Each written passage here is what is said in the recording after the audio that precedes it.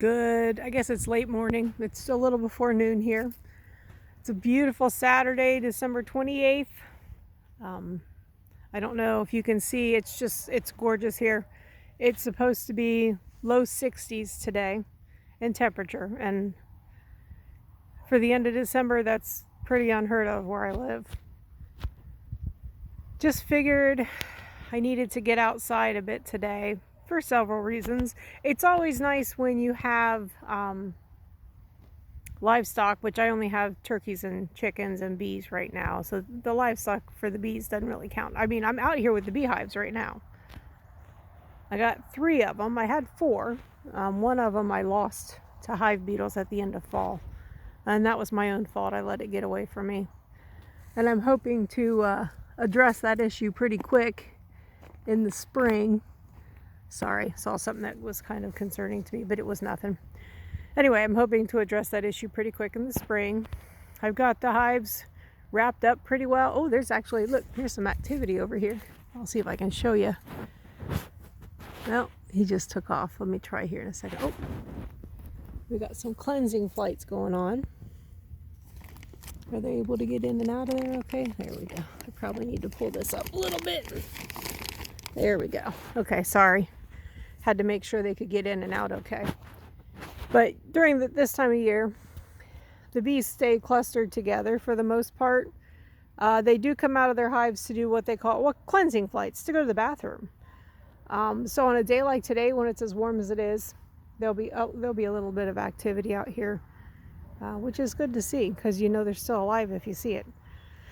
So anyway, but I don't know how many of you have bees. Today, I've had them several years, but this is the first year that I've really participated.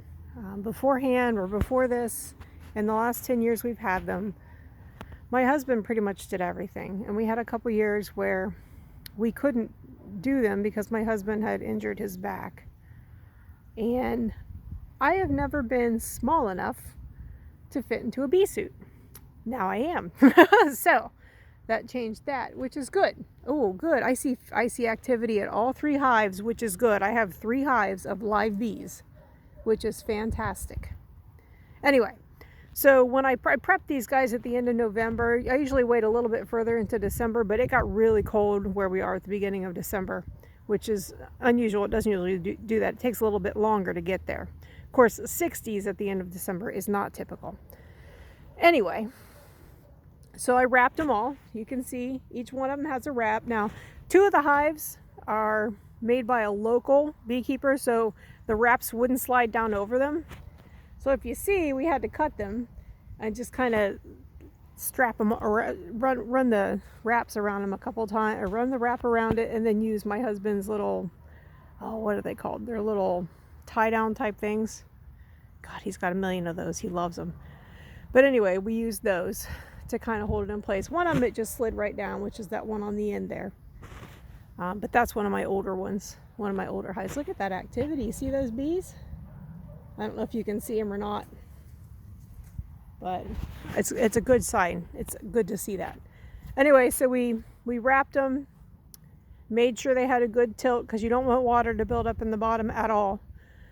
We put candy boards on them, and we put quilt boxes on top with pine shavings. That way it'll absorb the moisture from the breathing of the bees, because the main killers of bees in the winter is actually wet and cold. They do starve too. They all had honey, but I went ahead and put a sugar board on, and it's right below the quilt box, so something would have to really be serious about getting in there to get up to that sugar box. So hopefully I've got everything covered. Hopefully they can make it through. I plan on the first weekend it warms up at all, or the first week it warms up at all, I'm getting in there with hive beetle traps. I've already got them, and I'm getting those set up in case, because I noticed when I got in there the last time, hive beetles wiped out the 4th hive. Well, those beetles had spread into one of the other hives. So I'm not taking a chance. I'm just getting right in there and fixing it. Anyway, I hope you guys are doing good. If you've got this nice break in the weather, I know people down south are looking at tornadoes today. We have a chance of tornadoes tomorrow, but I really don't think we're going to have to worry about that. Although this past summer, there was one literally right above our house. It was crazy to see. Absolutely crazy. It was only an F1 and it touched down after it went over our property. But oh my gosh, my husband and I, we love Ryan Hall, y'all. And we were listening to him, and I was like, I saw on the map, I saw what he was, where he was talking about this rotation, and I went, Nathan, that's like us. And my husband looked at it and he went, it is us. So stupid us, we go straight outside, standing on the back deck, and we're looking up, and he goes, I don't see anything. And I looked at him and I said, Nate, serious? And he goes, yeah. And I pointed up at the sky and I said, do you see how those clouds are moving to the left and these clouds are moving to the right? And he goes, yeah. And I said, that's rotation. And he went, holy crap, get inside, get downstairs. And I almost fell over. We had just had a party and we had a cooler out back. And I was backing up so quick, I tripped over the cooler, about lost it. He caught me.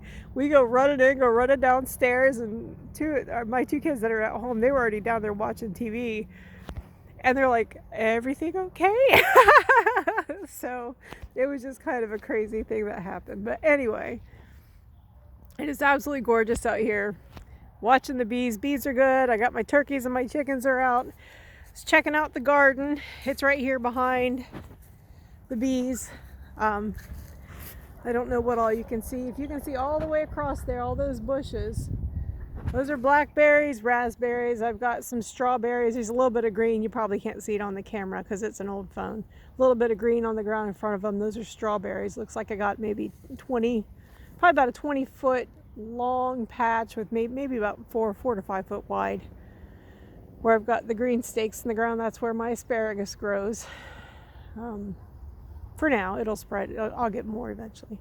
But I got my turkeys over here checking me out. My chickens are checking me out, all trying to figure out what's going on. But today's just a good day to get out. Enjoy the weather. Enjoy the sun. Look at some of my old my young fruit trees. Make sure nothing's chewing them up, and they look good. The ones at the back of the garden aren't so lucky. I've got some apple trees at the back there. You can't really see them. They're tiny, but they're getting eaten up. Hey, buddies. Well, you guys, don't you look pretty? Oh, show me how pretty you are. Show me how pretty. Look how pretty you are. Oh, my goodness. Look at you. Look at you guys. Oh, and there's our garage cat and a couple of our dogs. Not our cat, but he kills lots of mice, so we feed him. Anyway. So take advantage if you're one of the lucky ones like us. Hi, Toast. This is Toast, our garage cat that we have no idea where he came from. Anyway, if you're one of the lucky ones like us, now that we've gotten through the rest of the holidays, both at work and at home, get outside today.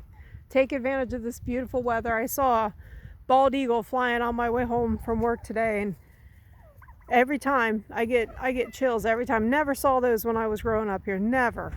And the past couple years, you're seeing them all. You just keep your eyes open and you're seeing them all the time. They're coming back. And it's a sign to me that we're coming back as a country. We are reestablishing ourselves. We're working through. We're going to have some really crappy years coming up. And I think that whole idea really got to me at Christmas. I felt very fortunate to be with my family, to be able to give gifts to my family. But I also know that all that's under threat right now.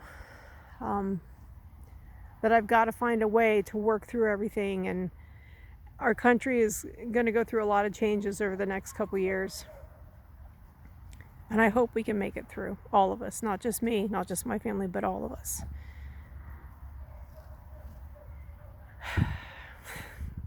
So I need this today. I need to be out here. I need to feel this. I need to be reminded that what's dead here, what's dead that once provided for my family and gave life, all of this, it's coming back. Just like the bald eagle, it's coming back.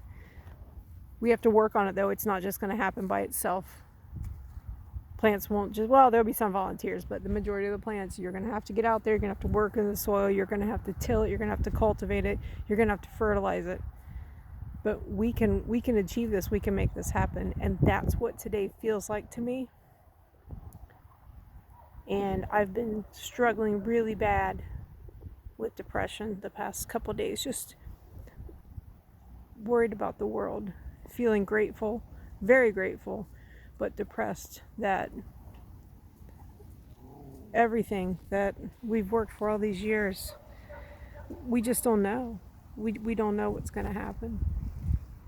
But today's rejuvenating. Today is a day to be grateful, to feel blessed. Every day is a day to be grateful. I can't explain it. There's something about today that just makes me feel powerful and strong and resilient. That's the word I'm looking for. Today makes me feel resilient. It is December, and I'm standing outside watching my bees, who are not supposed to be out right now, flying. Okay, I'm looking at my garden. I didn't look at my garden all last December other than from my back door. But it's almost into the first of the year, and next week it's going to be miserable. But I'm outside today. I can get out there today. I can do something today. And I appreciate that, and I love that.